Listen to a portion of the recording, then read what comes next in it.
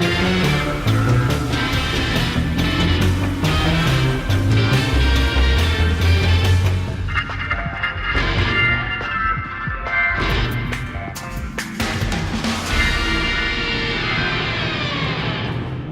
it. What's going on, everybody? Welcome to this week's edition of the Six Gaming Podcast. I am your host, as always, Showsan, and a very sick Showsan this week. Well, a sick show is better than a no-show. Damn right. My conscience got the better of me this week. So, with me this week are some of my very illustrious co-hosts. Up first, we got the guy sporting the Six Gaming tag this week. Oh, that's you, Ron. That would be you. Obviously, I'm not roncli this week. Obviously not. Up next, who do we got? Mr. Morrissey? How's it going? It's Brox here. And finally? Hey, it's Penth. Drink time. Indeed, for everybody, it seems. We should really create a podcast drinking game. Yeah, we might as well. Might as well. Isn't there already one? You know, whenever we talk about LCS, that's time to get another drink. That's when you start drinking. That's when you guys start drinking. That's only when you got to slam whatever you have. We start drinking when Veg makes a bad joke. But he's not here this week because it's a light episode. Yeah. No, well, it's a very light episode. But no, what you do is you drink anytime Veg makes a pun. But you have to chug as soon as LCS comes up. Or anytime Veg word's good. Run. You know, just drink right then. Right. So... But anyway, you guys, welcome again to this week's episode. This is the Six Gaming Podcast, as I'm sure you guys are aware, and we are happy to have you guys.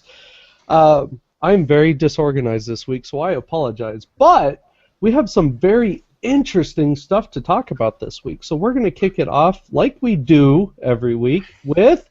Good news, everyone! Oh, love those sound effects. Love it. That's awesome. That is great. All right, news. Ron, why don't you go ahead and kick things off, man? Because you're the one who mentioned you have a lot that you got to say. Well, I do at some point, but I mean, are we starting with that first? Yeah, let's start with that, man. Let's just vent. So yeah, let's go ahead and vent. World of Warcraft has announced that this Tuesday, February 24th, content patch 6.1 goes live. I use the word content very loosely. Very liberally. Yeah. Well, it depends on what your definition of is, I guess. I mean, okay, so... Thanks, Bill Clinton. Someone put this up. I did not have sexual relations with that woman, Miss Lewinsky. Look, all I gotta say is, it ain't sexy if you're standing. Oh my god. Oh my god. I thought Pimp was the man of 1,000 voices. Yeah, Not this What time. happened? Yeah, not this time. Well, anyway... Well, one of the things that I wanted to bring up about this is if you look at the 0.1 patches from every expansion, 2.1, Black Temple. This was epic. That was the best. Raid. They also had things like the Druid Flight Form questline in there. A couple other things on it. 3.1, Secrets of Ulduar, the Ulduar raid. Yeah, Ulduar. Yeah. Great. And then that's when they started the Argent Tournament. You remember that? Yeah, also fun. It was before the raid came out, and they put the whole series of daily quests up there. That was kind of interesting. Some of them were annoying, but 4.1, Rise of the Zendalari. This is Zolomon, Zul'Gurub. Yeah, those were okay. 5-mans, and then the quest line in STV to get to them. It felt epic, even though it was only 5-man content. Yeah, I mean, those were definitely fun. I definitely enjoyed it. Yeah, and those were brutal when they came out, so... Yes. Patch 5.1, Landfall, PvP in Cross Ring Wilds.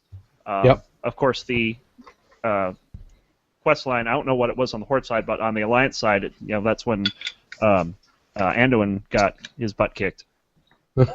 Yeah, pretty handily. Yeah, he got wrecked. And then the Brawlers Guild also came out in that. Oh, yeah. And then 6.1, selfies and Twitter and jukebox. colorblind mode. Show, you're gonna love colorblind mode. Right. Well, actually, here's the thing, right? Because I was looking at Blizzard's deal that they put out about colorblind mode, and it's bullshit because all they did was just alter the colors just a little bit. It really doesn't help people like me in the least. In their defense, that's what other games do. Like League of Legends, for instance, you turn on colorblind mode, you're no longer facing the purple minions, you're facing the red minions. Right. That's stuff but like that. At least they made it obvious. These were small tweaks. Like I really didn't notice. I don't know. I'll play with it. Yeah. Give us a report next week how it works out for you. But I mean, if you go down the list of features, the heirloom system is one they're making a big deal out of, which is just basically an heirloom tab. Yeah, just like another toy box. Of course, they got the Blood Elf character models, which should have come out with the X-Pack. They're just slow on it. Wouldn't it just Blood Elves, though? Just Blood Elves. Because everything else has been updated, right? That's what I thought. I don't think anything else was left. I think it's less. Figures. And then they're coming out with anti-aliasing and lighting improvements, which, honestly, they could have done that in a ODOT patch. Like, ODOT something. I don't see how they get to call this 6.1. I mean, the only content, and I put that loosely, that I'm excited about for this is they got the rating with Leashes 3, which means go back to old raids and experience that. So I guess for people that haven't seen those yet, what they do? No, explain this. What's this? So the rating with Leashes 3, there's been 2 other achievements that they've done that they did back in Pandaria that for groups of old raids. First, it was like a lot of the Lich King raids, and then some of the classic raids go through, and the bosses are dropping new battle pets. And so once you collect 12 of them, then they have an achievement that goes along with it. You get a 13th one. So like the rating with Leashes 1, you got Mr. Bigglesworth. Rating with Leashes 2, you got another one. And so this one, they're coming out with rating with Leashes 3 that takes place with the second half of the Burning Crusade raids, I believe it is. Which I think everyone knows what my stance on pet battling is. Yeah, I mean overall, it's... I don't like it. I think you can't call this a content patch. It's absolute crap. But that's just me. Yeah. I mean, really, let's be real, you have a selfie stick and you have Twitter. I mean, come on, people. Are you that self-absorbed and need the entire world to know it?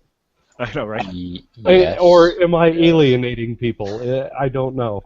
I don't know, because on one hand, the whole selfie stick thing just seems like an extremely silly addition. It does. You can do screenshots the entire time in the game, and now suddenly they're like, oh yeah, we'll just automatically, Alt Z. Well, it's like a sort of cute, funny thing, but it's in no way necessary. I wouldn't call it a highlight of a patch, and they've certainly highlighted it. Yeah, they've like. So especially because I do kind of like the little like you can take the general screenshot and post that straight to Twitter. I think that's okay. Yeah. But the whole selfie thing, it's like, what? Yeah, it doesn't make any sense. What are they trying to promote here? What's the I think real selfie sticks, which is a stupid thing that's going to go away relatively soon, I think. Yes. But, we talked about that on the last podcast. A lot of countries have been banning selfie sticks, so why would we have this crap in a game? That's just me. No idea. And yet we still don't have a dance studio in the game. Well, we do. Right? It's just a mission. Well, I mean, they finally kind of gave us player housing, so I guess there's that. Only took them, 10 years? Somewhere around there. And I do like that as a player housing thing. We discussed this, I think, on 54 of the last episode of the last podcast about how Gears is kind of like the answer to that. Yeah, and I believe it. So anyway, that's 6.1. That's all I got to say about 6.1. It's crap, but whatever. What else we got, Ron? Oh, I think that was it for World of Warcraft. Okay. Well, moving on. I'm trying very hard not to cough and just generally be sick on the show, so that's why I'm letting you guys do the work today. As always, patent pending. And taking credit for it. Damn right. That's what I do best. All right, so let's see what we got next. Of course, you guys know I'm originally from Buffalo, New York. Right. And they're under like a zillion feet of snow right now, along with the rest of the Northeast. But one of the things that New York now has in Rochester, which is about an hour east, is the World Video Game Hall of Fame. Awesome. this is long overdue, in my opinion. Right? By the way, I agree Show was entirely. saying awesome about the World Hall of Fame, and Yes. not because Cole's just joined. Right. Yeah, we Fashionably need late as to always. clarify that. We have the cute koala, The cute koala never got a notification about the Google Hangouts being on air. but you got The- plenty of notifications on Facebook, Yes. I'm sure, which you promptly ignored. I Very don't check properly Facebook. ignored. Facebook is the cancer of the website or the internet. Don't do that. Don't do that. That's a losing battle, my friend. Losing battle. So the World Video Game Hall of Fame, it's hosted by a place called The Strong, which has a lot of museums related to video games, stuff like that. Mhm. And they're going to come out with the inaugural class in June of 2015. Ooh. So So, do we know who's coming into this Gaming Hall of Fame then? Oh, No, it's because professional gamers nominations- and not games, actual games. no, this Okay, is actual so it's games. professional this is actual gamers. games. No, this Oh. is actual games. Okay. Oh, I I was was- going to say then, because there's somebody's notebook who better get admitted to the Hall of Fame. That's all I'm saying. The notebook needs to be in the Hall of Fame. Lemonation and his Vagar support. Anyway. Wow, Oh, Coles. That's enough don't breathing. breathe into your mic, my friend. Don't do Oh, that. is it? Alright. So nominations, you can actually nominate a game by going to worldvideogamehallofame.org/nominate, and you can nominate for whatever you think is best game that you want in the Hall of Fame Awesome. through the end of March. Goes through March 31st. So you March 3rd? Yeah, so get in there and do that now, people. March is I'm all coming. over that. All right. So Yeah. here's the question: if you could pick one game to be in the Hall of Fame, what would it be? Portal. Portal. Ultima Absolutely 7. Portal. Pong. Which one? Ultima 7. Ultima. Ultima. That's a good one. Coles. I'm a- Don't do it, Coles.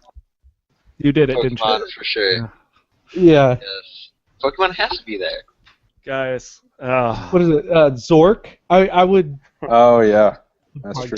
I was gonna say Zork or baseball. Adventure, which is basically Ultima 1.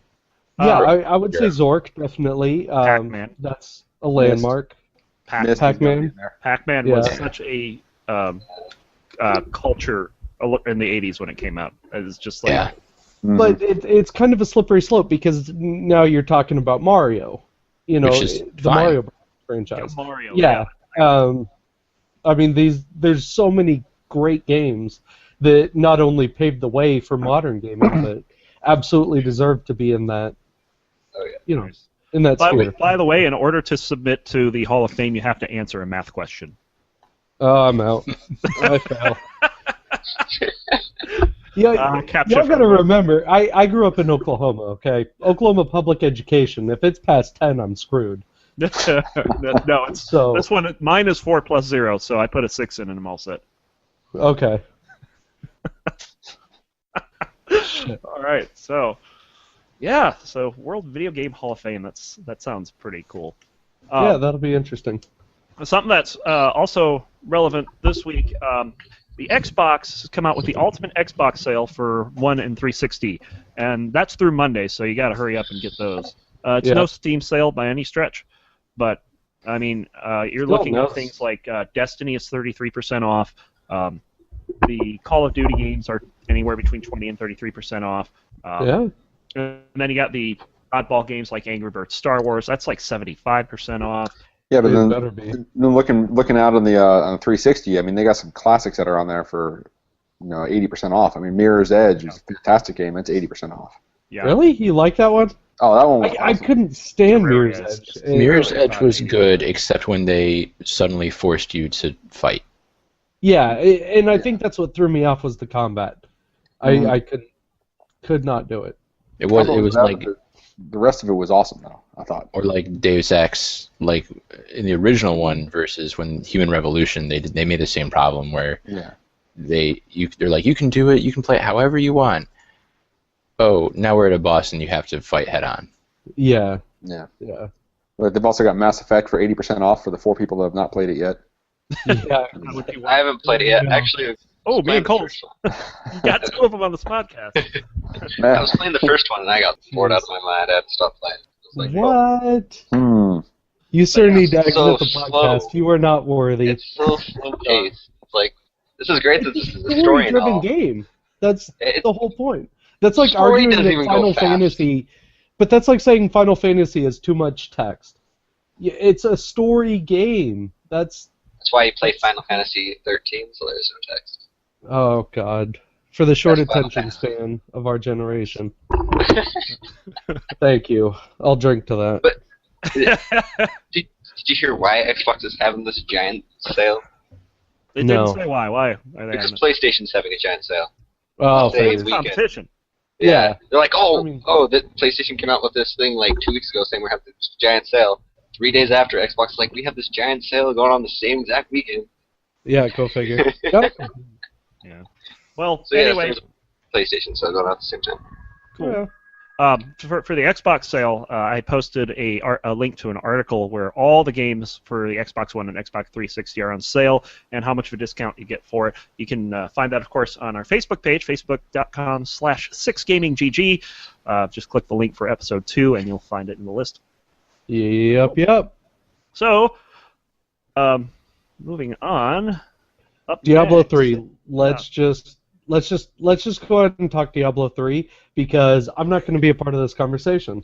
I hate Diablo. It's dead. It's Yours. it's kind of funny because I talked to a friend of mine at work who we lost Richard. Lost Brox. But I talked to a friend of mine at work, and we were discussing what you were saying about how Diablo 3 is dead to you, and he's like, well, he must just not like games. Oh, that hurts. That hurts. That's right here, man. Show hates Diablo for what it is. Yeah. Like, the concept of the game. But as he said last week, it's like, you know, the way that you progress in Diablo 3, you can apply that to like 90% of these type of games out there. I oversimplified a bit. You did. I'll give you that. I really did. But it's just, I don't know. To me, it just seems way too repetitive and way too grindy of a game. And let me tell you what's Diablo 2 didn't feel that way. Let me be fair. Diablo 1, Diablo 2 did not feel that way. Those to me were very much more story-driven. There was, I guess, I was more pulled into the game. This time I didn't feel that. To Show's point, I mean, I at first didn't. I didn't play 1 or 2, or I played a little bit of 2. A friend loaned it to me, but when I played 3, I played through and I was like, wait, I beat the game.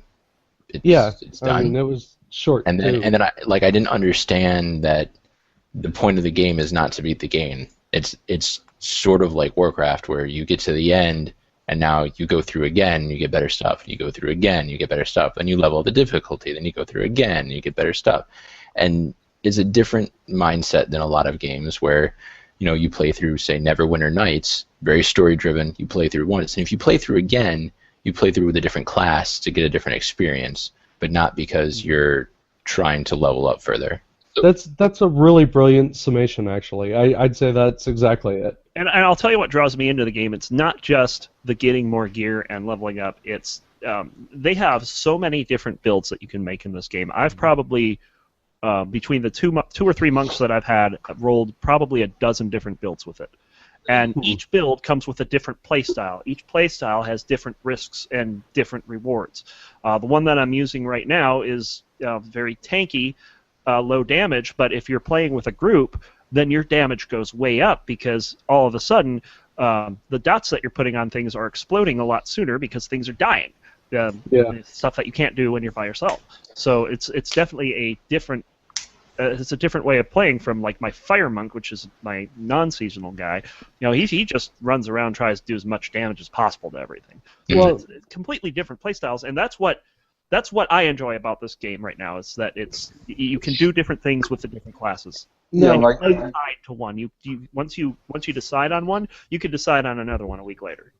Well, Yeah, see, the thing is, like, I saw an interesting video on YouTube with a guy who was power leveling a whole bunch of people, and I guess he did this big Twitch event to do this. I'd never even heard of the guy before. I just stumbled on his video, but he was playing a demon hunter, and just, stomping on everything, and he had very explicit rules, which, the class I was playing was Demon Hunter, and there's no way I could have done that. So, That's I'll because you give weren't you on the build. You're probably on a different build. I mean, that's very true, too. yeah, that's what I started playing, was a Demon Hunter. But, I mean, going back to this, before Reaper of Souls came out, I would completely agree with you. It was completely repetitive. There was no difference in legendaries, really. A lot of them didn't have special, stuff. So a lot of times, one build and one set of items was the best thing you're ever going to get. You go Monster Power 10, and that's all you're going to do. But now, you got one build's going to be great for blowing through 30 Rift, but you're going to have to go more survivable build for level 40 Rift, Yeah. I don't know.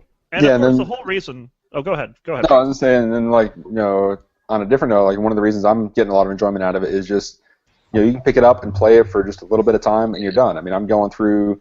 I'm only on able to do Torment 4 difficulty right now, but I'm able to go up and clear a rift with a group in about 10 minutes and, get my fix in for a little bit if I've only got 10, 15 minutes to go game, which is nice. Maybe I should get back into it. I don't know. I'll pick it up at some point. Well, the whole reason we're talking about this is because they've announced patch 2.2. And this comes with, as you'd expect, a whole bunch of new updates. Is it also a content patch or content? Yeah. See, Diablo patches are different than World of Warcraft. They're not really content patches. Oh, thank goodness. Because we don't play subscriptions. So well, I was going to say there's not really content in Diablo anyway. So. But I say it's not a content patch, but there will be additional content in that, and I'll get to that in a second. Of course, they're going to be adding some new sets and new legendaries. There's 3 new 6 pieces coming out, and they're adding the legendary from BlizzCon. They're cool. still finalizing it, but they will be adding it. The adventure mode is getting a new update with brand new rifts. There's going to be rifts based on Fields of Misery, Festering Woods, Stinging Winds, and Fields of Slaughter, which currently they do not have any of these in them. So, that's a pretty nice thing. Of course, in the last. With Reaper of Souls, I think they added something called the cesspools. So this may not be that big of a deal because the cesspools, it was a different tile set. It was nice to get into, new. But aside from that, I mean, it's not too game changing. But what is game changing is the new bounties. There's going to be 20 new bounties in Acts 2, 4, and 5, and they're adding a new exploration bounty type.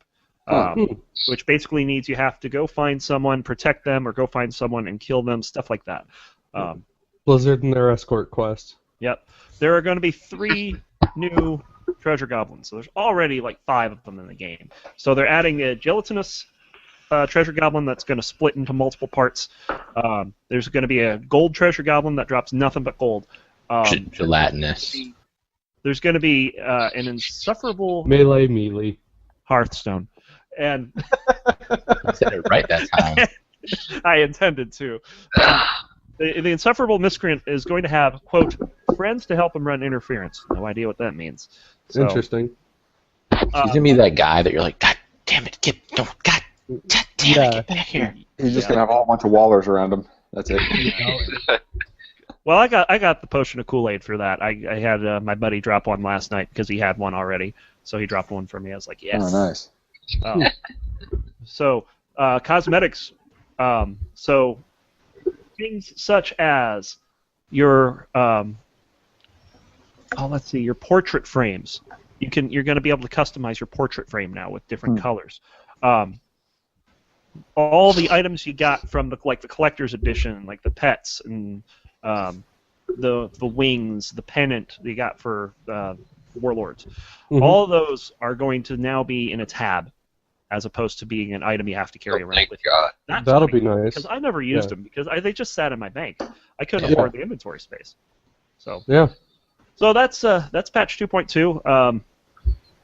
It seems pretty cool. I'm kind of interested in seeing what the sets and legendaries are about.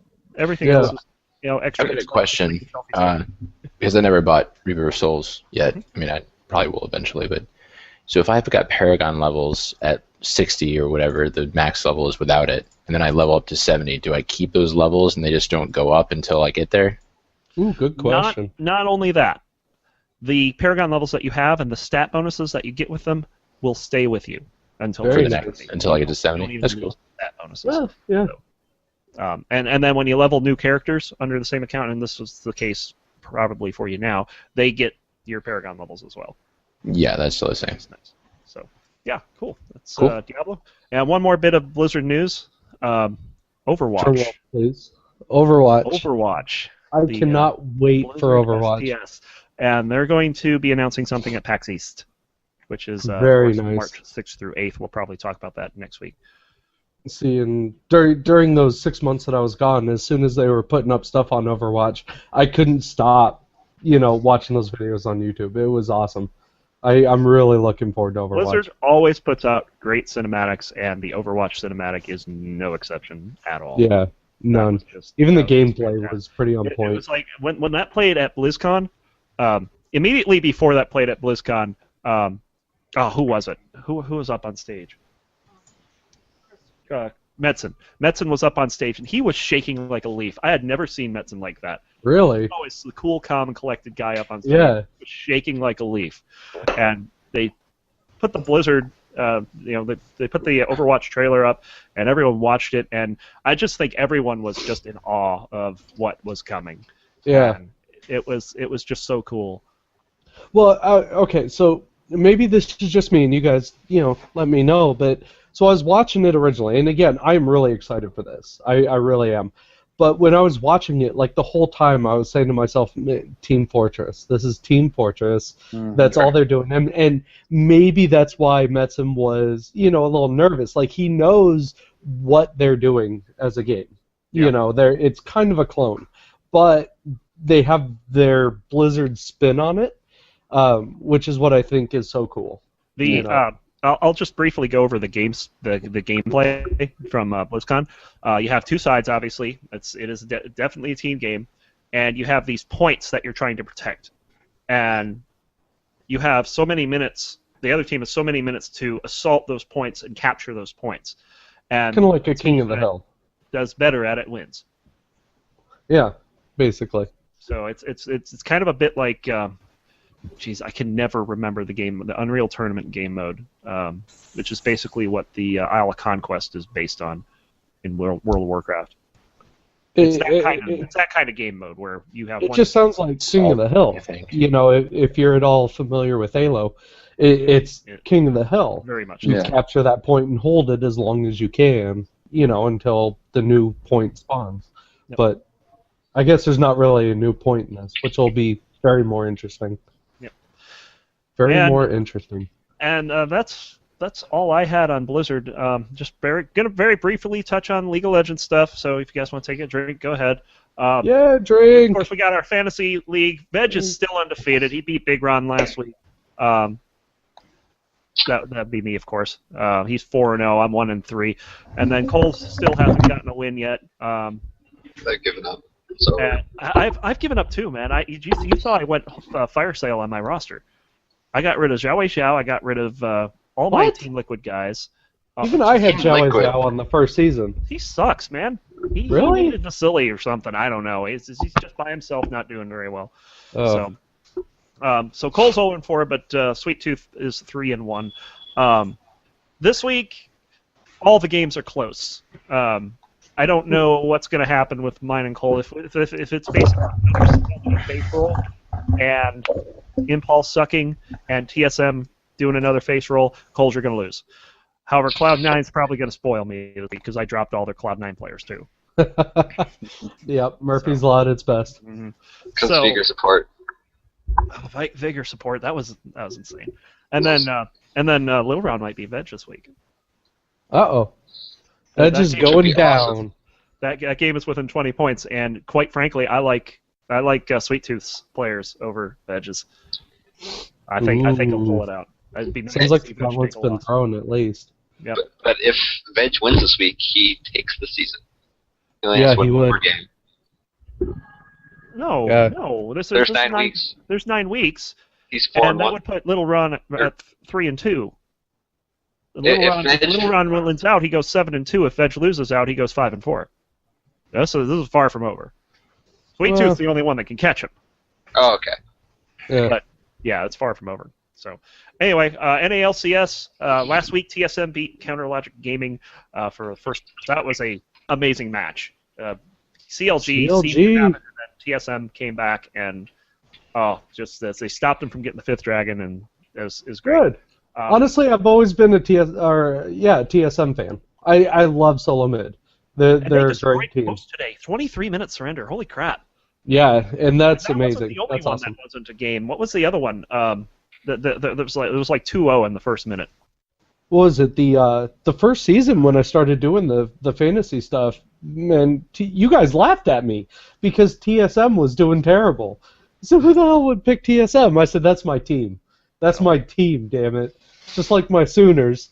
Yeah, Oklahoma hasn't done crap in years. CLG but damn it, has I'm a still chance, but it's not much of one, I don't think. Yeah. It's basically TSM, CLG, the rest of the league right now. Awesome. However, Cloud9 Good is for looking them. a lot better. Cloud9 is inconsistent. We'll see how they do. Tomorrow's going to be the biggest test of the season for them, I think, against CLG. They need to win that game in order to have a chance. I don't know. Cloud9 seems overhyped to me. Well, they weren't overhyped. They just are inconsistent this year. Liquid is overhyped. Season before, I mean, they lost 7 games all last year. Yeah. Wow. Okay. That's just crazy. So anyway, that's NA. Over in the EU, SK Gaming finally lost. They were 8-0, but who'd they get beat by? Fnatic, I think. Yeah. Fnatic, yeah. Yep. And then Fnatic lost the next day. That was a shock. That's a smorgasbord over there. Yeah. Everybody's beating everybody. Gambit went 0-5, and now they're 5-5. They just won their last 5 after beating Fnatic. So Diamond's meta is finally there again. Like Diamond used to be like the best jungler in the whole world, season 2, and now he finally has carry junglers again with Nidalee and that entire thing. It's like, and that's what they were saying on Friday is Diamond's back. Yeah, Diamond's back. So very interesting. There you go. As soon as I dropped him off my fantasy league, he comes. Of course. Of course. That's the way it works. So that's LCS, and that's the news. Awesome. That is the news. So that means we get to talk about, more gaming. How'd you guess? I know, right? Left you guys hanging there for a minute. Dramatic. I thought we were going to talk about the new 50 Shades movie that came out. This isn't the Six Construction podcast. How'd you know? All right, so construction. I hear Coles likes to talk about steel erection. No, not erection. Construction. Difference. Oh, right. Framing the building. That's no building. All right. So no. there's one thing in particular that I wanted to bring up. This is a game that I've been watching a lot of, but I can't really play. See, it's not really a game right now. But I do want to bring this guy a lot of hype, this whole project. I've been cool, by the way. I think this is amazing. An amazing. I do too. It's brilliant. And why no one's done it before in the past, I have no idea. This guy's awesome. But okay, so I'm going to direct you guys to a URL. It is handmadehero.org. O-R-G. Head over there, check this guy out. This is amazing. So what he's doing is every week on Twitch, he is streaming how to build a game from the ground up. Heck, every day he's doing 5 videos a week. Oh, that's right. He is doing every day. Yeah, he started out every week. Every weekday. So every day he's doing more and more development on this. Now, when I say he's building a game from the ground up, he's literally coding everything. He's coding the debugging, he's coding the game engine, he's coding everything, literally everything, building it from the ground up, all through C++. Yep. And then he's showing you how to do it. If you guys, if you pre-order the game now, it's $15. He gives you full access to the source code so you can program along with him. He gives you all the sources that he's using, which, by the way, everything that he's using to code is completely free. Okay? And he answers your questions. He does a pre-show Q&A and he does a post-show Q&A. His pre-show is, just kind of whatever you guys want to talk about, but the post-show is strictly any questions that you would have about programming or, stuff that he's done. Why did he do something that way? Right now, on the last episode that I caught, which would have been Friday, they were doing a lot of hitbox collision and stuff like that. So it's very interesting. And if you guys are at all interested in how games work, the way they work, how to build these things, or just interested in programming at all, check it out. Beyond that, it's just really, really cool to watch this game come together. You can, like I said, you can support him if you want. He's up on Patreon. As well as, like I said, he's got his own website, handmadehero.org, or just watch the show for free. It's entirely up to you. So sort of related to that, and a tiny bit tangential is like, I really like watching videos of like anything that's like an artisan doing something, and I think that kind of falls into it. It's like. I do too. There's actually 2 Twitch channels that have sprung up that I've noticed. One is game development. If you check out the Twitch channels, and that's people who are programming games and doing different stuff like that. There's another one though, a guy that I've been watching, and I wish I could remember his name right now. But he makes clay figurines of different stuff. The people will commission projects from him. One of his big one is making actual 3D clay sculptures of League of Legends heroes. He's done Diablo stuff, just anything. I saw a channel where a guy makes leather wallets that are, it's gaming related, but he'll make leather stuff for you. I agree. I think that stuff's absolutely fascinating, and anyone who's got a talent like that. Yeah. I saw a dude like forge a dagger, like he took metal and he like made it folded metal, and he folded it into like Mehrunes' dagger from that's Skyrim, awesome. or from That's Oblivion. Yeah, I think it was Oblivion. But yeah, that was awesome. I'm all for it. So, but that's me. It's not something that I'm playing, but it's something I'm watching a lot of. I love this guy. God, I wish I did my research enough to get his real name.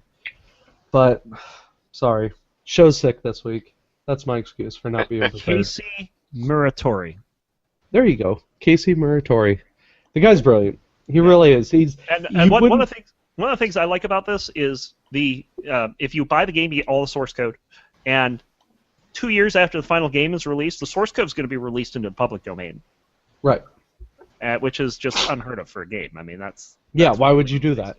Yeah. But that's the guy. And the thing is, a lot of people wouldn't think that programmers are all that entertaining, right? We all have this stereotype in our head of, oh, this guy just sits there and codes all day. Well, here's the thing. One of our co-hosts, who I've got highlighted right now, programs, and this guy is phenomenally entertaining. He really is. There's just something about his personality. He likes to interact with the audience and, crack little jokes about this and that. He has a lot of programming jokes that I find hilarious, but some people don't understand. C+ jokes, I guess. But, yeah, Handmade Hero, that's me. Nice. So, Who's up next? That he had Ron highlighted since we can't see. Yeah, it was Ron. Ron's our resident programmer as well. One of our hosts. So, hi. I will say that I've the game that Ron and I used to play together. I've looked through some of his. It's not even strict coding, but it's kind of a low level of programming, and it was quite impressive. In fact, the character that he played, everyone since him has been very strong in programming, which has just kind of been it's weird. Like there's no reason for it, but everyone who's come after him has been very strong in programming. Did you ever get a chance to see my interpretation of Elysian? No. Nope. Oh, I don't know if it's still out there. It got rejected because it was too complex for progs. But it was basically the Elysian card game. Interesting. I'd play it. Yeah. Yeah. And this is basically in a text-based mud. Yeah. Hey, Ron made this puzzle where like it it was a grid, and I think it was like an 8x8 grid, 8x8, yeah. and you like walked into like because it was a mud, right? So you could say north, south, east, west. I think you could go northeast, southeast, whatever, northwest, southwest. I don't take credit for the puzzle, by the way. That's not. Well, whatever it was, like people figured it out quick, you too. started in room 1. It's so nice. You started in room 1, and it said like 1, and you went to room 2, and it created a Roman numeral 2, and then you had to create the Roman numeral 3 by going 1, 2, 3, and then you had to go, and then the next step you took, it created like a V, like for 5. So 1, 2, 3, 4, like it's really hard to explain, but it was like stupid hard. It was It sounds like it already. complex. Too much math for me. I love right, so- that was my favorite thing. This was my favorite thing I did that ended up releasing. The Dawn Striders trial was the second. If you ever take I'm gonna have to get these. You gotta give me some of this stuff. How come I haven't gotten to play any of these? Yeah? Yes, I'm- Achaea.com. ACHAEA. Related to that, Ron, I had dinner at Rosette's house on Tuesday night. Whose? The druid that was like never mind, I'll tell you later. Okay, yeah, because Alright. Unrelated. Alright, so who wants to go next, man? Who wants to talk about what they've been doing? Anybody, come on. Yeah, I can go. Okay, Alright, I can go. let's do Brox. So I've been playing. Instead of like bringing up like a new game pick, I'm just gonna talk about what I've been playing. I mean, I've been doing a lot of Diablo 3. I mean, I think we kind of covered that a little bit, but playing a different class from what I've been doing. I started a Crusader this time around. I figured let's see what their interpretation of Paladins are, and having fun. I mean, it's the build that I'm using is just a starter build because I don't have any gear sets now because they don't drop for me. But it's Sounds like my Diablo luck. Yeah, but it's been fun. I'm still able to get into Torment 3, Torment 4 difficulties in a group and make it look like I'm still able to do enough damage and stay out of stuff enough to not die. That hopefully that'll help me farm stuff easily enough. But I was looking at a lot of theory crafting websites to figure out, okay, well, I have no idea how to in previous seasons and in the base game had no idea really how to gear. I got to a point and I said, well, everything I'm getting just still shows me red for everything. For all of my stats, they're going to be worse than what I have now, but I'm still, getting just wiped on Torment difficulty level. So finally started figuring out some of the gearing and how to re-roll for the stats and what to re-roll for, which has been pretty interesting. Yeah, so that sounds like it. Been part of it, and then also playing a lot of Bravely Default still on my 3DS. So Everyone raves about that game, and honestly, so I'm a little bit ashamed I haven't picked it up yet. It's so good. I looked at my counter the other day, and I'm about 52 hours into it, and I'm not even through Chapter 4 yet. To give you an idea of how little I'm actually into the game, the demo of the game only goes up from Chapters 1 through the end of Chapter 4. So I'm like 50 hours into it, and not even finished with what would be the demo of the game. Oh, that's crazy. And just because I'm having too much fun grinding. I mean, it's like a modern version of Final Fantasy V with a lot of good conveniences. And Interesting. so, I'm just able to grind up all the jobs, and as soon as I master a job, I'm like, well, let me go see what this job is like, and switch someone into that job. And the thing is, it's funny that you bring that up. I heard a story. I don't know how true this is. The rumor mill, that they actually had to change Bravely Default for the American release because I guess your characters were too scantily clad for American gamers. Interesting.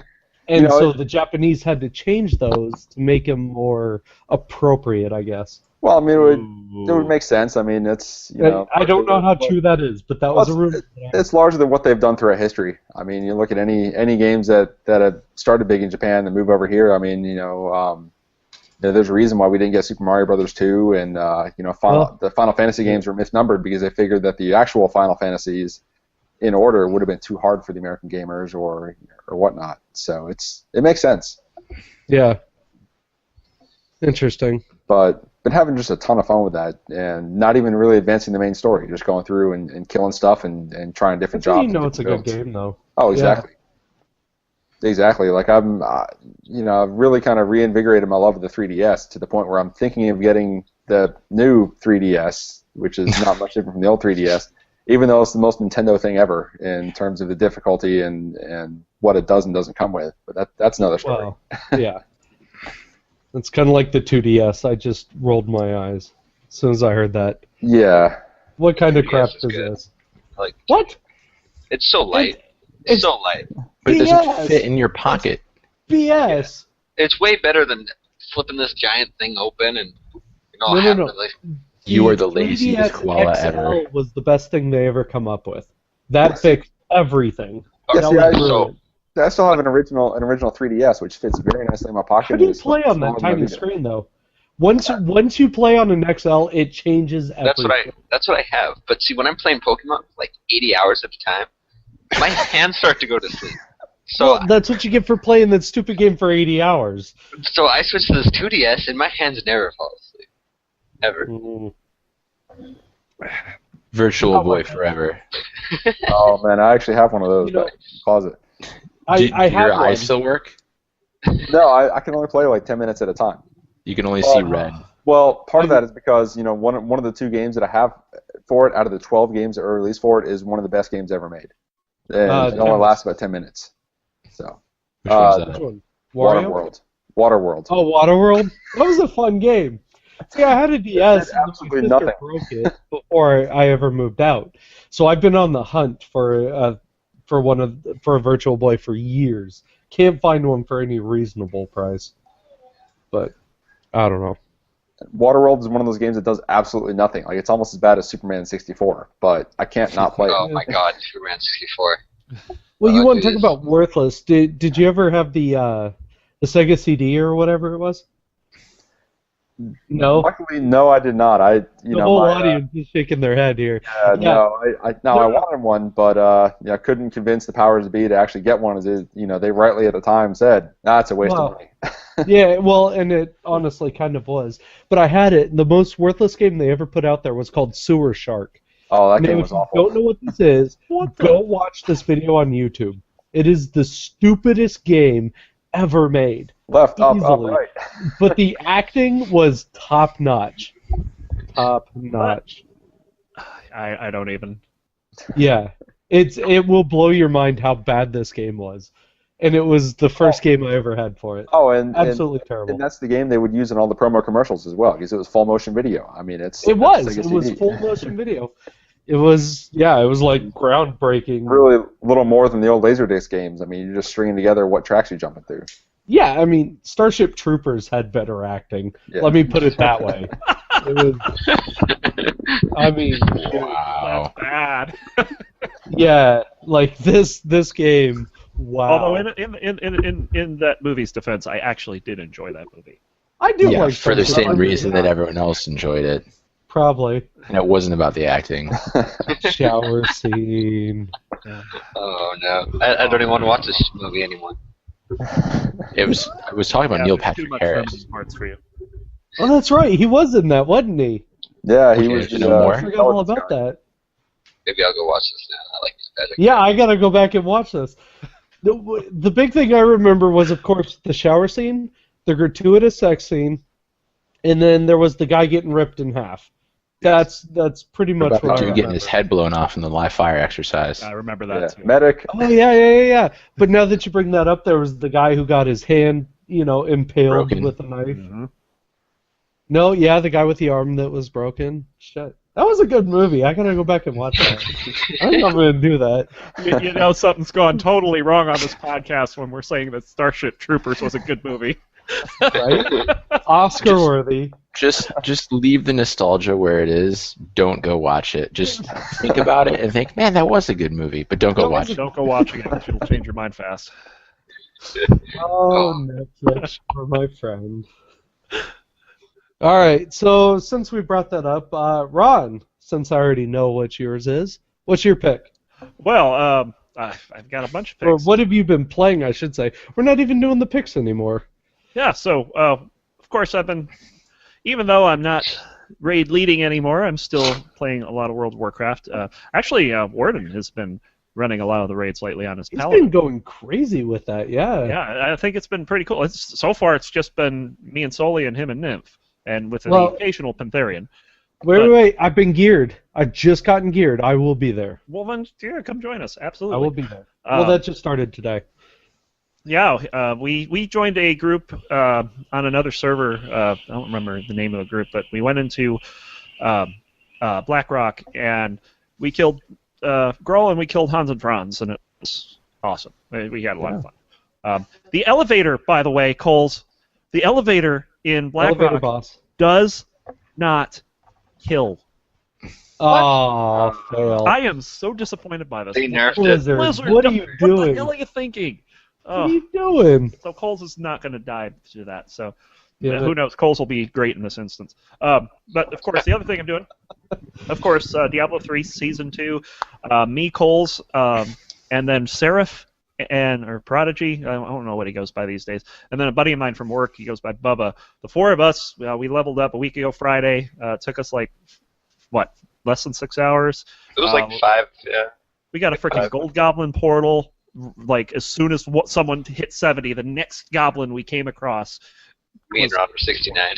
Yeah, we weren't even insane. 70 yet. I was so mad. See, and the guy who was power leveling, I guess he did a bunch of people up to 70, from 1 to 70 in like 30 minutes. Now let's talk about power leveling and for a moment. Brox, you didn't mention on your segment what happened to you.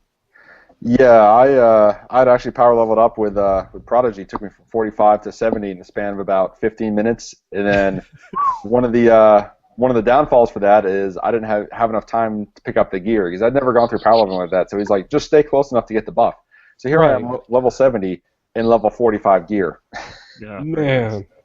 So me and Bubba were playing the other day, and Rush is like, hey, you got time to level my Crusader? I'm like, okay. And he comes in on a level 1 Crusader with the Gem of Ease in his weapon, which is plus, I don't know, 750 experience or something like that per kill, multiplied by the 16 for the Torment difficulty we were playing on. We were in Torment 6.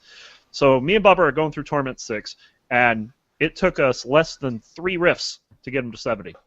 That's insane. Wow. So you guys are going to power level me when I finally get Reaper, right? Oh, hell yeah. That's what I'm saying. Like, power level. I've never had a want to problem play power Diablo. leveling that game. It's so much fun. All of a sudden, I want to play Diablo. But Carry me through this stuff. This season, I'm going back to my roots. I am leveling a monk.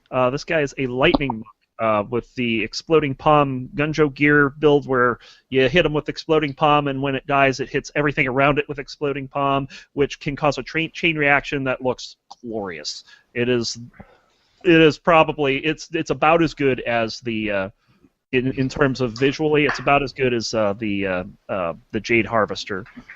Witch Doctor build. The problem is it's got poor single target DPS, although I'm working on that. I'm finally over 900k DPS. I got a ton last night.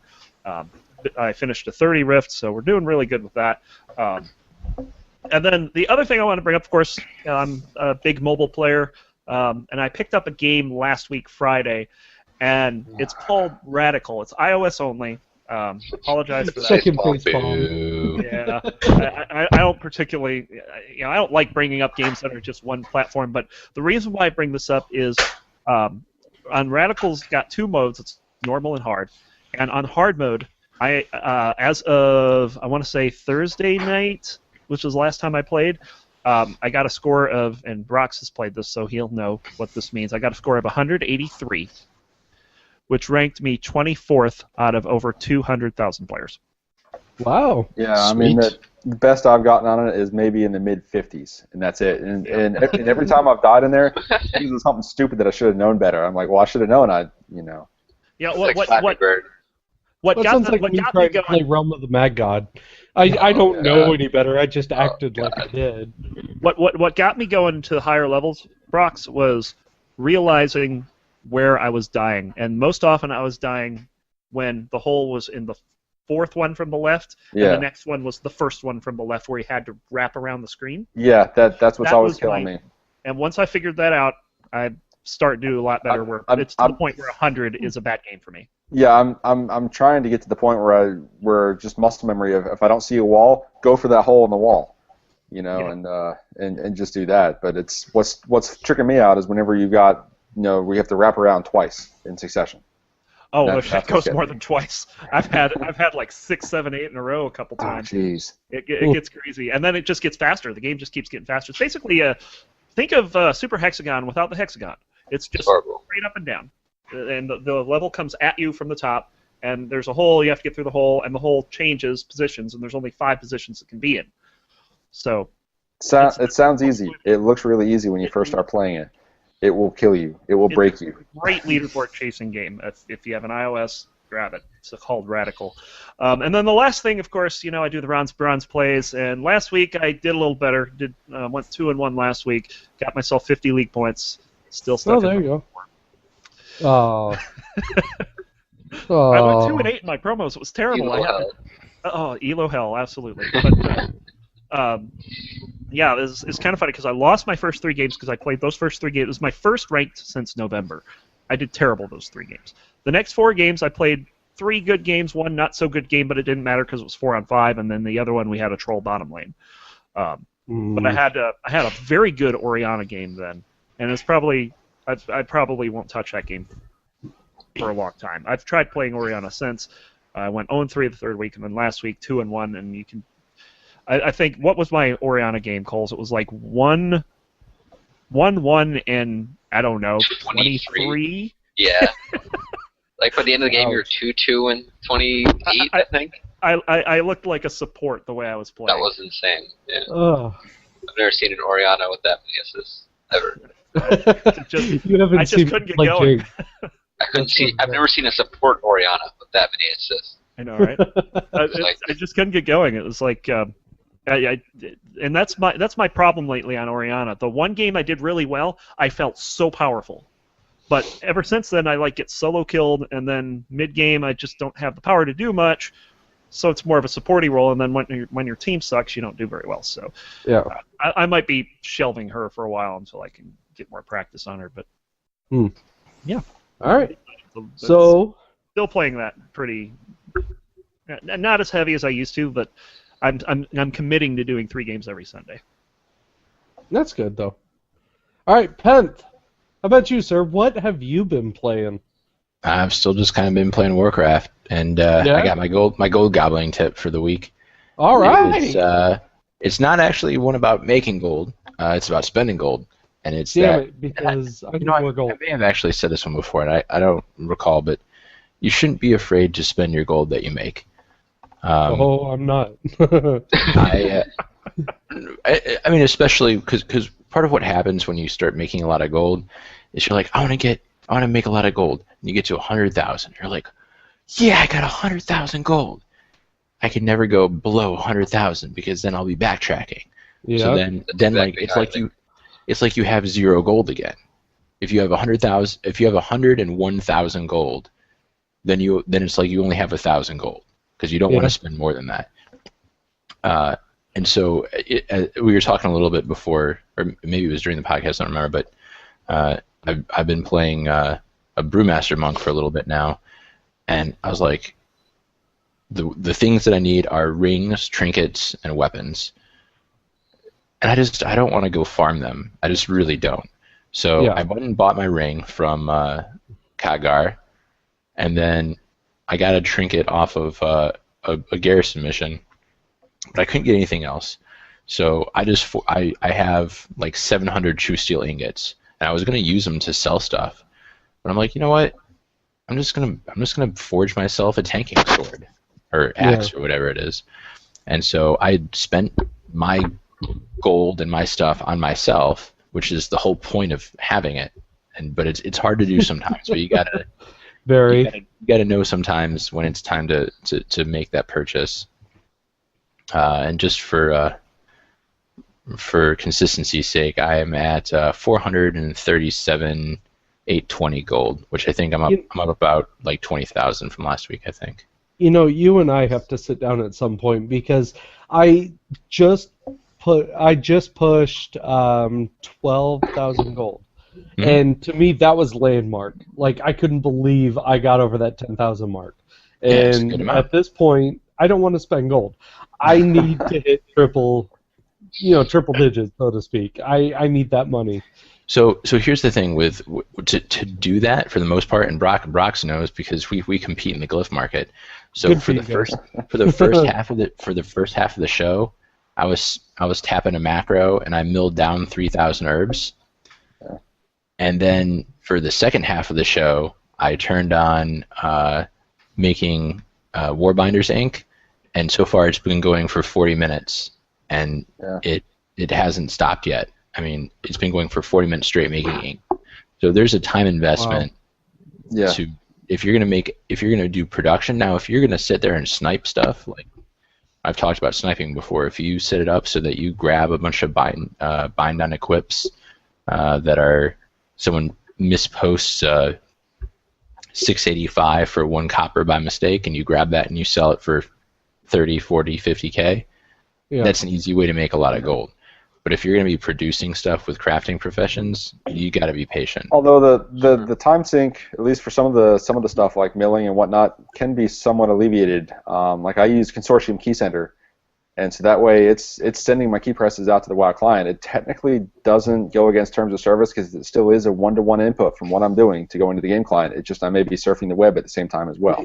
Interesting. So you're not quite botting, but no, because every input that I'm doing is being sent over, and it's reading the input that I'm doing, and then sending the key press to the game. It's a little sketch, but it's a little sketch, but it's it's legal. It's called Consortium Key Center, CKS.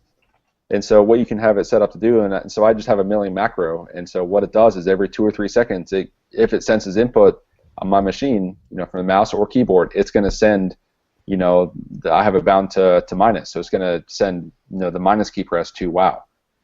Interesting. It's still technically a one-to-one input. It's not like it's not automatically running because it only triggers off of an input off of my machine. That you set up.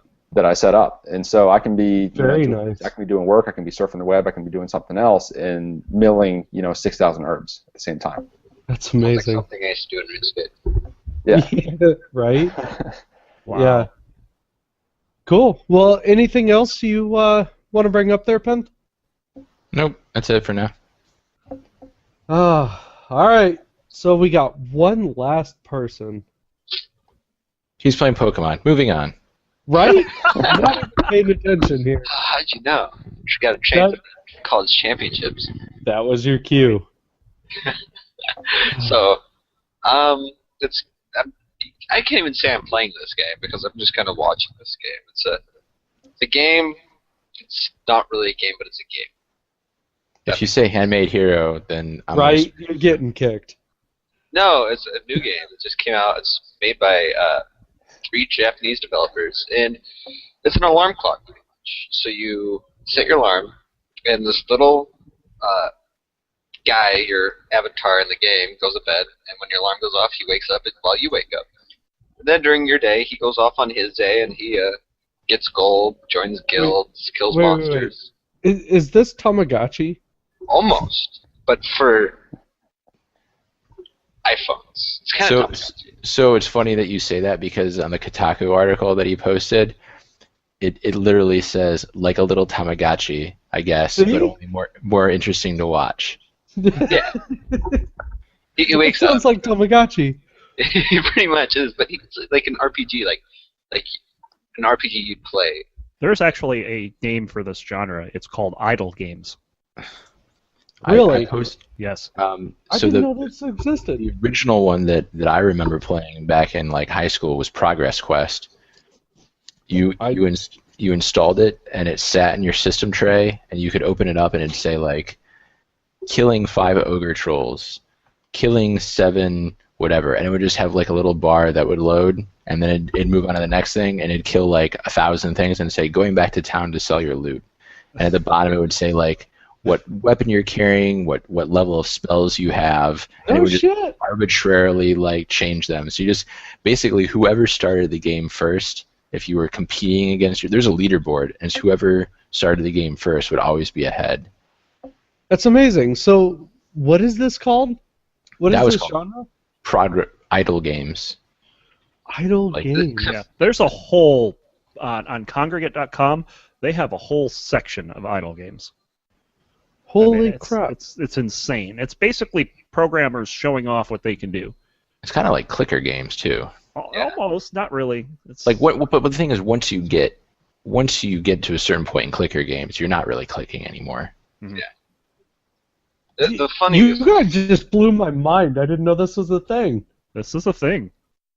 the worst part is though is you can have this character that's like amazing items, you know, tons of gold. All of a sudden he wants to sell all his items, and then he gets rid of all his gold at the buying like one health potion, you know, and then you're down to nothing again because he goes off and does random stuff that's really stupid. Like you could be in the best guild in the entire game, and then he just walks up and quits. It's like Nice. Weird. This is amazing. I did not know this was a thing. This is a thing. You guys are awesome. You can take credit for it, Joe. We'll let you. I think I will. I think I will. Guys, we call this idle games. Okay? That's what I do best. and it's an alarm clock, so you know, helps me out. That's kind of cool. I could always use another alarm clock. It takes Big Show quite a while to wake up, so let's be real. And then people wonder, my subordinates under me, because I'm a supervisor, my subordinates wonder why the hell I'm pissed off in the mornings. One, you're talking to me before I've had my 4th cup of coffee. And 2, I'm up at freaking 6 a.m. What do you want from me? Right. Let's be real. Anyway, anything else that you've been doing? I played Dark Souls for about 10 minutes, died on the first boss about 8 times, quit the game, and played League of Legends, and then continued to rage. That sounds about right. Yeah. I've watched people speedrun Dark Souls, and I can't believe it. They make it look so easy. Like, so. Yeah, they really do. It's pretty sick. But So yeah. All right. That's all right, so Ron, you wanted to bring something up this week, kind of something near and dear that we would have done last week, but sadly you weren't available. Hallmark Yeah, let's go ahead and talk about. Well, you go ahead. You introduce it. Well, I mean, geez, it's like already like 10 after. I mean, we've been Yeah, on it's for all like right. 70 Doesn't minutes. matter. That's all right. I could go on easily for another 70, just about this alone. So, of course, the whole reason that we kind of did this whole reboot was to try to get behind the whole 6 gaming thing because, well, 6 minutes release, we're not raiding anymore. It's we've kind of transitioned to like this post-raiding social guild thing where sometimes we try to raid, but nothing serious. But I thought it would be a good idea to come on here and go back 7 years ago when me and Soli first started the guild, coming away from a guild called Black Flag. Was run by Swill until he quit, and after he quit, they were so disorganized for some time that we decided we're not going to stick around with these guys. We're going to go do our own thing. That's actually not how it happened. We tried to look for some other guilds, but we didn't find anything that was a good match on Coriel Straws. We weren't looking to switch servers at the time, so we started a guild, and we always joked how we'd call our guild 6 minutes until release, which is what you see when you die. Unfortunately, that was too long to fit, and you can't use numbers, so that's how 6 minutes to release came about. Our first guildmate was a paladin by the name of Darkest Hour, or at least first regular one anyway. He was quite the nut job. I like those people already. Yeah, I don't even know if Veg would remember this guy. I mean, he wasn't in the guild all that long.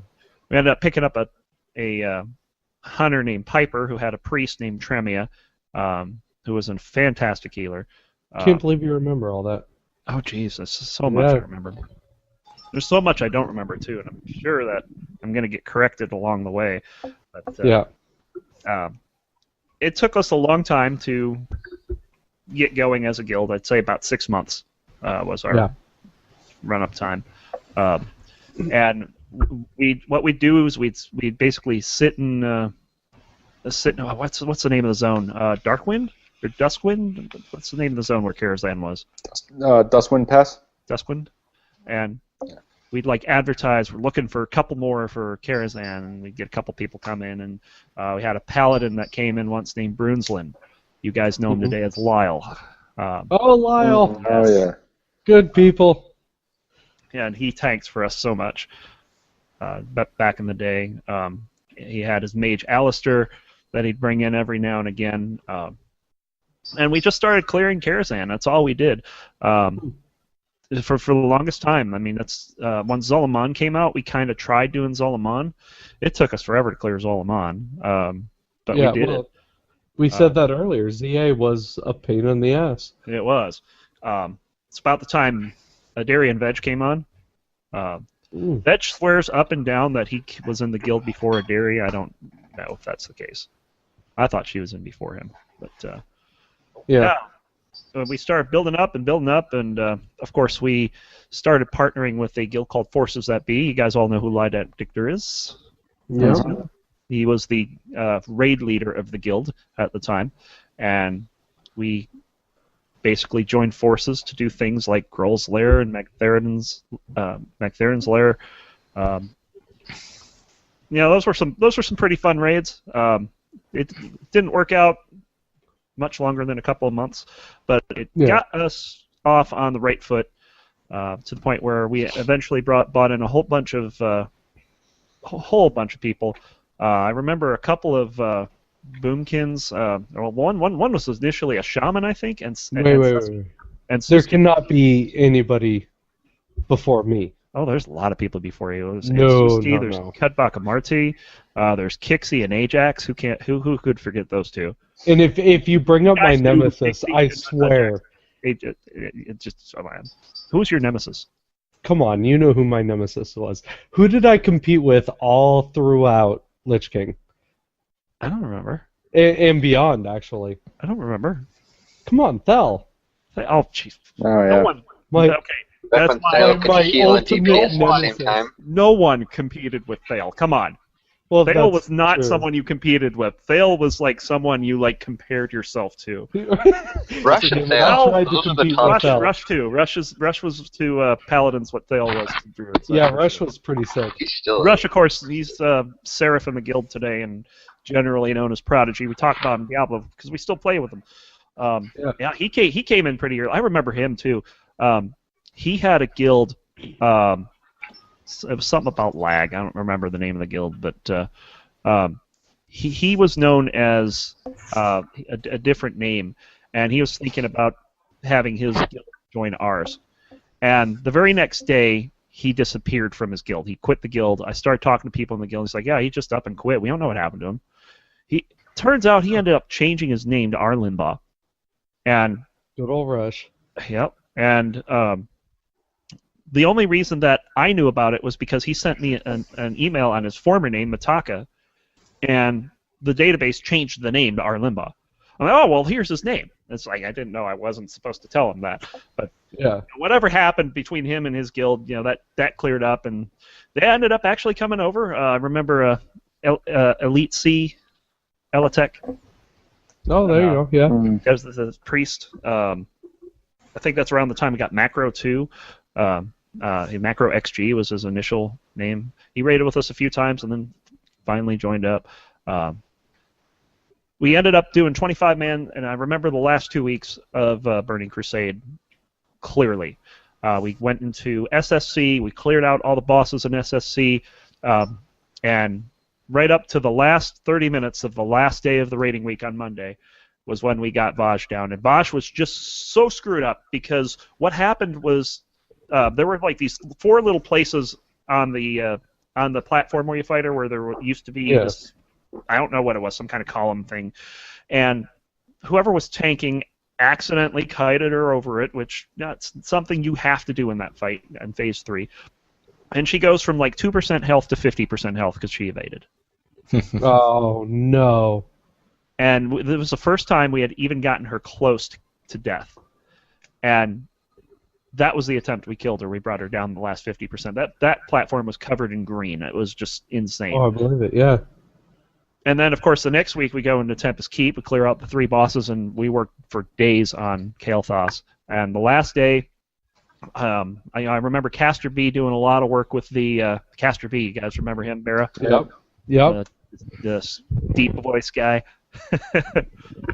He did a lot of work with the Phoenix to make sure that mechanic was down. Yeah. I remember yelling at Elk Slayer. We've had him on the podcast a few times. Yeah. I yelled at him because he was tanking at the time on his paladin, and he was letting things run around that shouldn't have, and I yelled at him, and he yelled at me, and that was the attempt. We killed him. I was like, I'm so sorry I yelled at you. Don't be giving me an attitude. And we went into Wrath, and Wrath is by far the best expansion for the guild. That kind of started the whole thing of killing bosses without Ron around. Yeah. The whole... Our first Naxxramas kill came with at the time Alistair running the raid and me in Buffalo not raiding. We got that one. There were a couple others. Lich King, I think, was not me. Yeah, I don't think you weren't there for Lich King. Warden made 2 hours of extra raid time to kill Lich King. Yeah. We had that particular X-Pack on 10-man. We killed every boss on normal and hard, except for, I think, Yogg-Saron and Lich King. Yogg-Saron, no light, 1 light, and Lich King. I don't think we did those on hard. No, we didn't get those done before Cataclysm. But we tried our hearts out on Lich King. Oh my God. Man, I remember doing that for like a week solid. Where we extended and trying to get that down, and just kept dying to stupid things. And Stupid actually, that's incest. Yeah. Yeah, man. Incest. Everybody forgets the best right here. Let's do that. Child of the Crusade. And that's actually where I came in. I mean, you didn't bring it up. Why not? I mean, we talked about my ego last week, but I came in during the Lich King attempts. That was when I came into the guild during ICC. Coles came in as a healer. Yeah, Coles just beat me. And he came in with Mr. Bales. Marinarian and tap out. That was like good. He's laughing over here. Still I remember mentioned that word and she starts laughing. We also had someone, I don't know if you guys remember Darley at all. I do, yeah. Mm-hmm. It's kind of funny because Darley was actually a part of my marriage proposal. Oh, really? Yeah, how did that one work? Well, it was just basically like the night before I had said something on Vent saying that I had something special planned for Kathy, and she's like, "Oh, you're gonna propose to her, aren't you?" And I repeated this to Kathy, and I said, "Only if she says yes." And I showed her the ring, and she's like, "What took you so long?" Yeah, that's awesome. But That's great. She turned out to be a complete twat. So I remember her. I do mean Darley. I don't mean you. I wouldn't repeat on the podcast what I think about you, dear. So if you guys can't catch it, I'll try to enhance the audio. But here's Kathy in the background, right? Chiming in. So yeah. So we had it was her and Catapelius and I believe a hunter by the name of Shot My Eye Out. They cornered me one day, and I just wanted to kick them all out of the guild. Yeah. And of course, Catapelius, you guys remember him? I know Catty. Oh yeah, he's the dwarf that's never in a good mood. Everybody's a baddie, and he hates everyone except Vale. So yeah, and it's kind of funny because I hated him for the longest time. I almost kicked him out of the guild a couple times. Yeah. And then at some point, there's some kind of switch flipped where I started to understand him a little better, and realizing that all the stuff that he says, he doesn't mean it. He's just a giant troll. He's a giant troll, exactly. Yeah. That's exactly what he is. This was the pre-show rage. The pre-show rage? Yeah, where I started raging on every damn game I played. This is when Tyrenius came in, and he was always kind of depressed. He's like, "Oh, I didn't drop again." Yeah, Ty was always. Oh my god! Yeah. Why didn't I get that? The first. Okay, I remember this clearly. In ICC, the first boss dropped an axe on 25 mat. And every week Tyrenius was not there, it would drop. Yeah. He would constantly let everybody know that he did not get his axe. Oh my god! Yep, I remember that. Let me tell you guys something about Tyrenius as well. Brox, you may not know this. I don't think. Were you ever a captain? No, I was never captain. I was Okay, just but the rest of you guys were a captain, so you guys have seen this, what I'm about to talk about. The forums. We had a forum thread. We had a separate forum specifically for the captains. And before I brought him on as a captain, I went back into the code of the 6 Minutes to Release website and created like this permanent thread where people just talk smack about Tyrannus, and and it was it was like about 10 or 15 random phrases. Any of the captains would have said it, and the funny thing is, it was a dynamic page, and there were like something like 2 billion posts. It was automated. Every second there'd be a new post, and it was like some shitty thing about Tyrannus. Yeah, it was like 100 million pages or something. It was hilarious. Those were great times.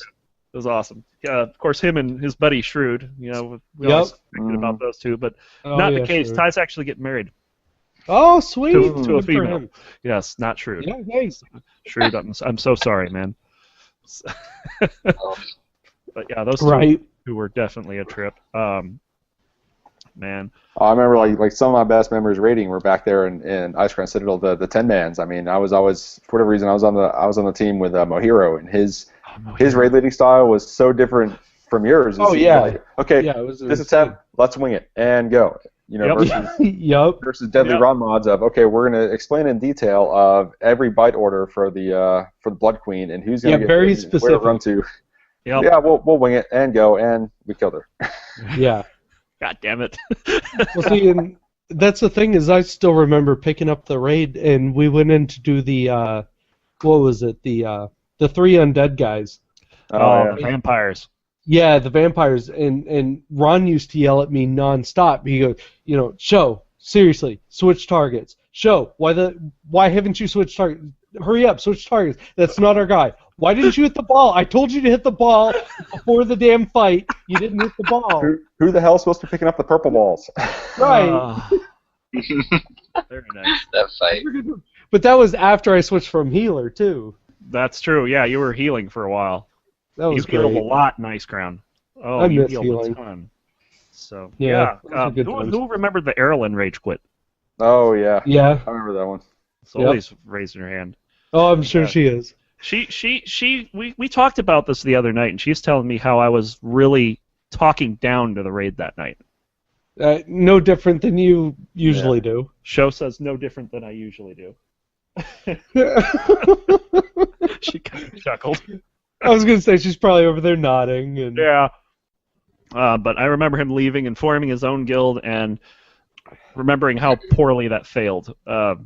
He had all these rules and stuff, and he wanted to make like this formal guild out of it, and he tried, and it just didn't work. And he took so many people out of the guild, so many good people out of the guild because of that. It's silly. We got a bunch of them back. I mean, Jess Sundown came back, Mackard Svet came back. A few more people came back. Yeah. One of the guys who left was actually I can't remember his name off top now, but one of the guys who left was one of the guys that got me into 6 minutes in the first place. Oh, that's funny. Yeah. But he decided he was going to side with him, and he left, and I said, no, fuck that, I'm going to stay. Yeah. And that was like just. I mean, it wasn't the worst part of the guild. It definitely sucked because we were having a bad night to begin with. Yeah. And something else happened in Ice Crown. We had a God, I don't remember her name. She was a warlock, and at the time we didn't have any of this member versus raider versus raid veteran stuff. Right. We didn't do any of that. And we didn't have lieutenants to check gear or anything. Well, this chick's coming in completely unenchanted, like one low-level gem in her gear, stuff like that, doing the least DPS out of everyone. And one of our shaman, Key, he up and left. And really? He never told me why, but I read his application onto Damage Inc., and it just basically said, he's tired of having people not preparing for raids as much as he was. And that really struck home with me because Key wasn't a person I wanted to lose. We all liked raiding with him. In fact, he came back to raid with us a few more times afterwards. And he was fun to raid with. And that's when we started having, some basic requirements. If you want to be a raider, you have to have your gear gemmed and enchanted. You have to have the right reforges, stuff like that.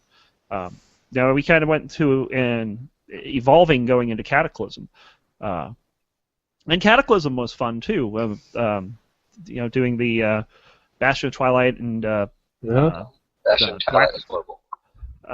Well, I think you think that Blackwing Descent was I love Blackwing Descent. No, you didn't. You fell off that freaking elevator. Okay. All the time. The other boss. I almost kicked you out of that raid. And who was the reigning champion as far as having the elevator champ belt? Coles. Come on. I mean, that's why. That's why when we talk about elevators, we have to talk about Coles. Right. Because of that instance right there. Well, but then again, there was the whole thing, is it veg proof? Because veg would just find a way to jump off of anything. That was back in Wrath. Back in, what was the instance with, not the Nexus, but just below that? In Colzaratha. The Oculus? Yeah, no, not that one. The one below that. No. But it was Eye of Eternity. No, that's the raid. The raid. Yeah. There's one other 5-man in there. There's Oculus and the Nexus. Those are the only 2 5-mans. Nexus, that's it. Nexus, thank you. Yeah, it was Nexus. Yeah. Did I say Nexus? Yeah, you said Nexus. I think you did, yeah. So yeah, Nexus.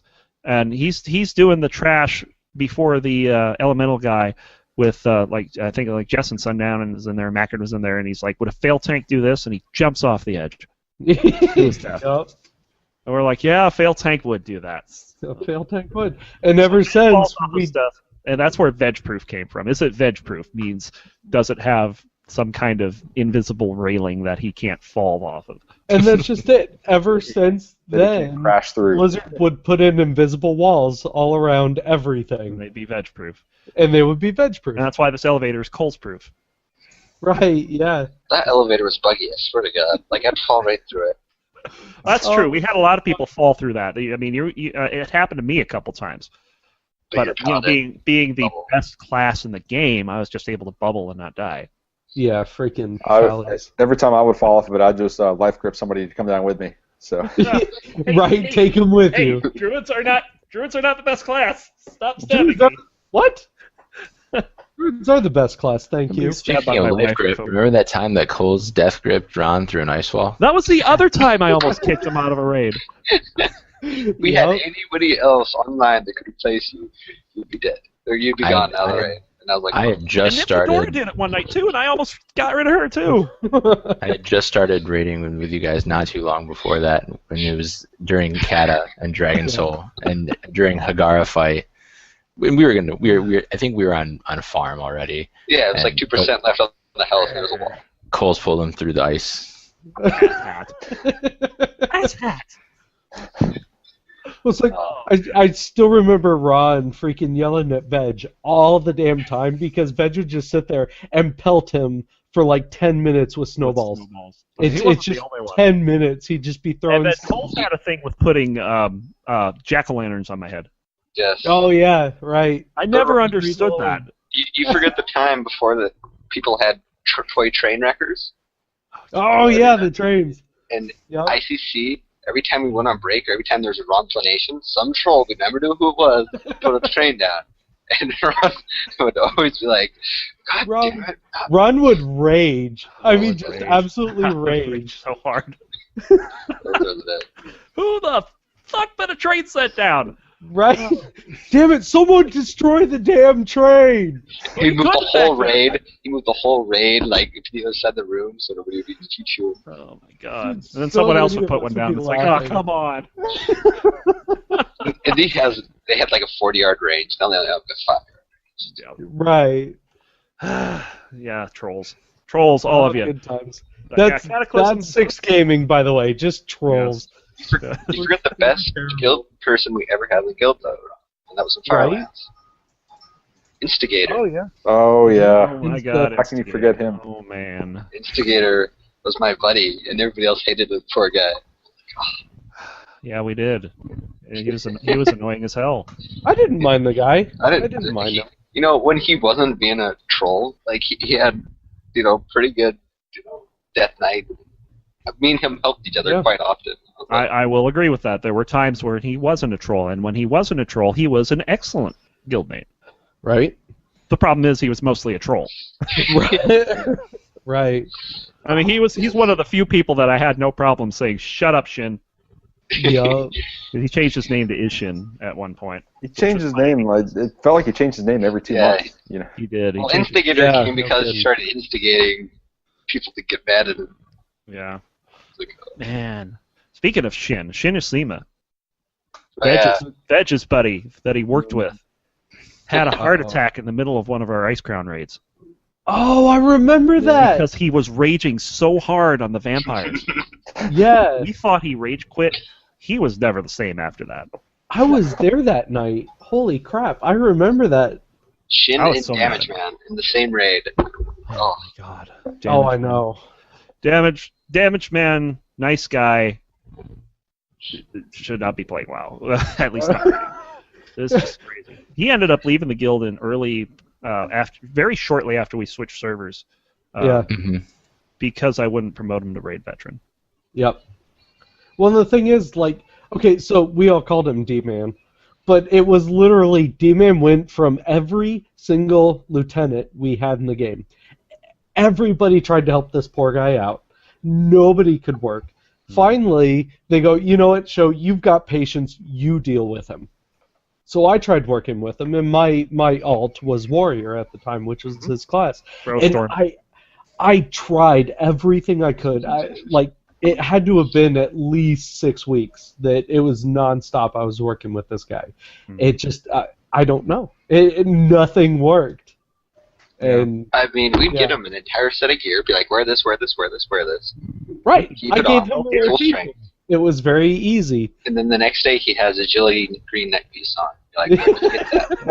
Well, then I can remember one of the lieutenants like making him send a screenshot of his action bars, proving he does not have taunt on there anymore. As Yep, I remember that too. Because he thought that was part of his rotation. The thing with D-Man was when he was tanking, he wouldn't taunt. When he Right. was guessing, he would taunt. So infuriating. Oh, it was awesome. That he couldn't Like, get his taunts looking right. back, it was great. At the time, even I was pissed. I don't remember who convinced Damn him it. to stop tanking. Whoever it was, thank you. I think Veg gave him Oh, I pretty know. stern talk. I think it was. Yeah, I Sunflower. think it was Veg. I think it Oh was my because God. I was working with him with the DPS stuff, and you know I'm an off-tune warrior. I tried everything. I couldn't get this guy to figure it out, Yeah. and I don't even know that class all that well. It wasn't my main. Poor Shin, though. Shin had like the reaction time of like 5-year-old. Oh yeah, Or a 60-year-old. yeah. Hey, I actually in my old on Daenerys before I server transferred, I had a guy that was 83 years old. We ran with a guy who was 80 wow. years old, and this was back in Karazhan. Back when good DPS was about 900, he was doing 100. Wow. Doofus was his name, as a matter of fact. I remember it now. We met him at BlizzCon, and I understood very instantly why he was doing 100 DPS. Again, someone that should not be rating. I'm sorry. Right. So, I mean, anyway. So, yeah, Cataclysm came and went. I think we only went 6 of 8 on Heroic in that instance. I don't think we ever Spine killed us. down. Spine killed us. Yeah. Spine was the apparently worst. was like the guild breaker. Yeah, it really was. Cataclysm. That's when we stopped going from 25 mans. Like that was the end of our 25 mans. That was the end of our 25 man. Oh, who can ever forget our first 25 man in Dragon's Soul. Dragon Soul? That was awesome. We're like, I oh, we're so remember good. We're so good at this game. We're gonna do Destroyed the first boss. Rasman was in DPS gear. Yeah. He tanking in DPS gear. He died twice, but we one-shot the boss. This is coming from a guild where our 25-man guilds typically were terrible. I'm gonna say straight up, we were a terrible 25-man guild. We Great really 10-man were. guild, but terrible 25. I mean, we just had because we had to bring all the people that were bad. I mean, I'm just straight up say it. We had to bring our low DPS and our people who couldn't stay out of the fire and stuff like that. That's It's so when I hard first- to progress when you got a ton of people like that. And when I first came in, I remember very vividly being pissed off because I didn't get picked up for the 10-man raid but damn it, I could get into the 25-man raids. And I'm like, what kind of shit is this for a guild? And I'm not going to hold back here either. Your DPS was crap in Ice Crown, dude. It was was terrible. awful. That's you why I healed. out-geared everyone in the guild, and I think like 10 people were out DPSing you. I was still trying to figure out boomies. Thankfully, you got better. Of course, that was our time of like the golden DPSers. We had Lid, we had Rush, we had Thale, we had Rush Thale, yeah, Kai, Shrewd. Yeah, we Alistair had on a his mage. ton of great DPS back in Ice Crown. Yeah, compared to great. Thel, any boomkin is shitty. So of course that was going to be bad. But yeah, so yeah, we went from Cataclysm to Pandaria when we started. You know, I think we had like a couple nights of 2 10-man raids, but that was it. Yeah. I can't even tell you how much I hated Pandaria's opening raids. Yeah, that's the start of Pandaria, and that's when we got Aspire to. Yep. I still can't pronounce his name in raid. Aspire 2. Lord I knows was I've tried. Aspire too. Yeah, me too. A lot of people Aspire call them Asperito. Yeah, Aspirito, yeah. when I remember the first raid that I led when he was in the guild, I'm like, ass. Then I just called him Asperito, and he's like, that's not my name, just call me. Well, see, He doesn't want to be called an Asperito. I don't blame him. Would you want to be called an Asperito? Whenever I see Knight of Opie, I think it just says Knight of Pie. I'm like, Knight of Pie. Yeah. Pie. Well, I remember raid leading one night, and I said the same thing, and Ron was sitting in there letting me lead this raid, and I'm like, Paladin, just go do this. We're going to talk about Show very briefly here. Show was a captain at one point. Yep. And he took us to the Blackrock Descent. Oh God. Yes. Onto the Blind Dragon. And Blind Dragon's phase 2. He goes up into the air, and what does Show do? Of course. He calls for heroism while the dragon's in the air. On the air phase. There's so many berries. The majority of our raid at that point was melee, and as soon as he took off, I go, all right, heroism now. And of course, I don't know what's stupider. The fact that the raid leader called for heroism while the dragon's in the air, or that heroism actually got cast while the dragon's in the air. Actually got popped. They popped hero. I mean, it was a range chamois. I don't remember who it was. That was awesome. Oh man, I missed that. This we're going for our second kill in Pentharian, and Ron's. We had no clue there's an rage timer. Ron, he was. Oh yeah. Pentharian was probably at like 14%. I started kill the singing. Dragon, kill the dragon. It's just 2% until everybody dies. And I'm just like, Ron, don't sing ever again. I think that was. Dragon. Yeah, that was the same time where we dragon. That used to be a big thing with me. Wasn't that the same point where we started dropping the cooking fires just for the good luck? Yes. Yeah. Yes. The cooking fires were good luck. For some reason, somebody dropped a cooking fire in the middle of the raid, and that was when we killed him. And ever since ever since then, if someone dropped a fire when we were struggling, we win. Yep. But Miss Pandaria. We also had who else did we have at the start? He's like the Death Knight. Coles, you remember? Or no, he's a monk. I was gonna say, I just remember Ras. And the monk was like toking on Vent. It was great. Yes, oh, Fat Panda. Yeah. Fat Patty, Fat Panda. Fat Patty. He came in with intimidation and like some other people. And intimidation, he's still around. He doesn't play WoW. He's more of a League player now. That was just. I was. We were during. It was like part of Throne and into Siege. We were missing healers, and I recruited like 6 healers in a couple of weeks. Yeah. But a couple of them never raided, and then we got this really awesome monk healer that was like out healing everyone, though he was under geared, and then he stole all the shit out of the guild bank and quit. Oh yeah. I vaguely remember that. I remember that drama. I wanted to punch that guy in the face. Yeah. Right? Penth was our big recruiter in Mist Pandaria. He did a lot of work for us. Yeah. He's probably the reason that we didn't go under during Mists, to be completely honest. Because around that time, I wasn't doing a whole lot. Actually, speaking of during that time.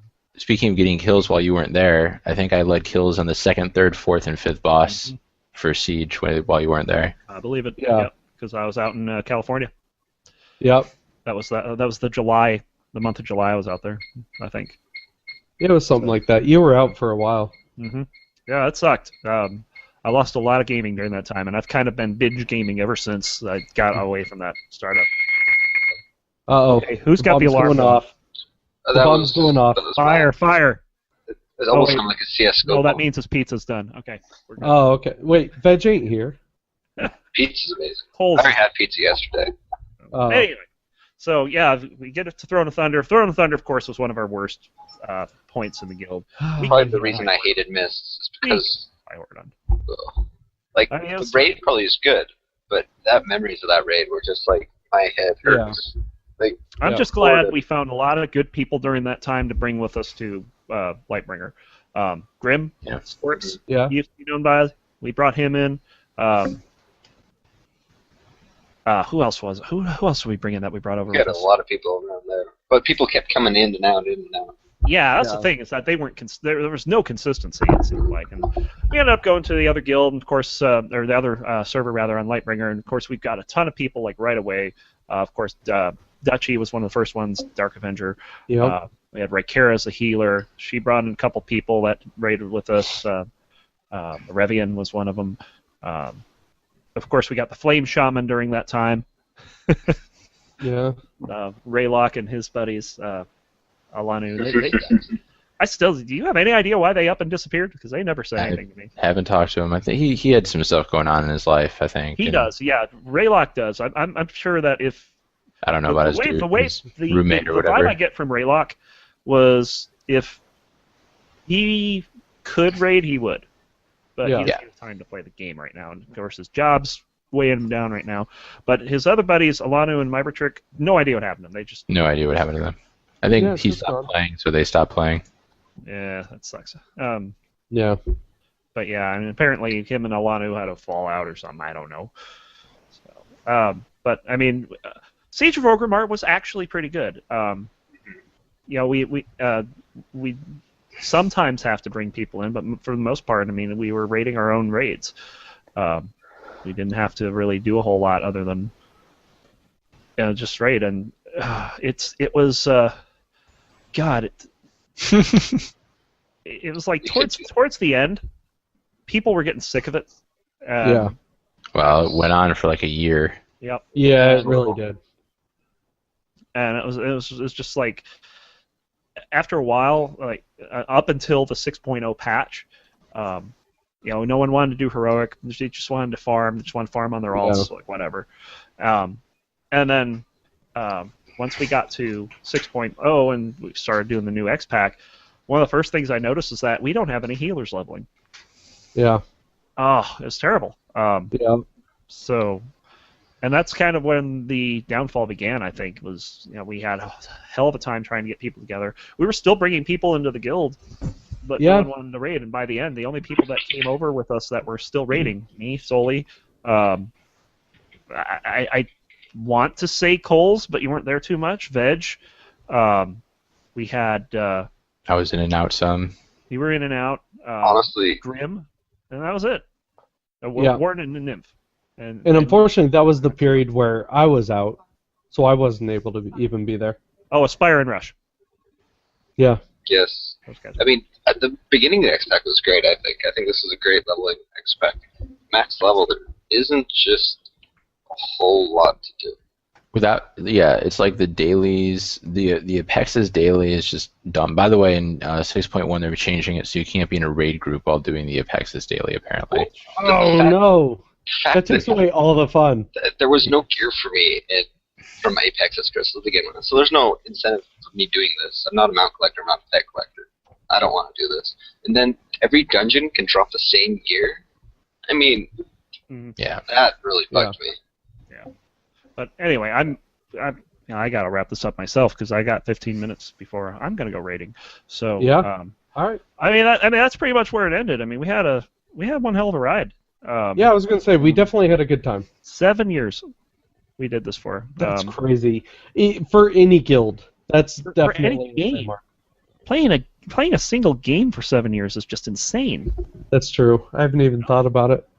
So, it's just. But That's where we're at. I mean, it just goes to show you World of Warcraft. Blizzard knows how to keep people playing.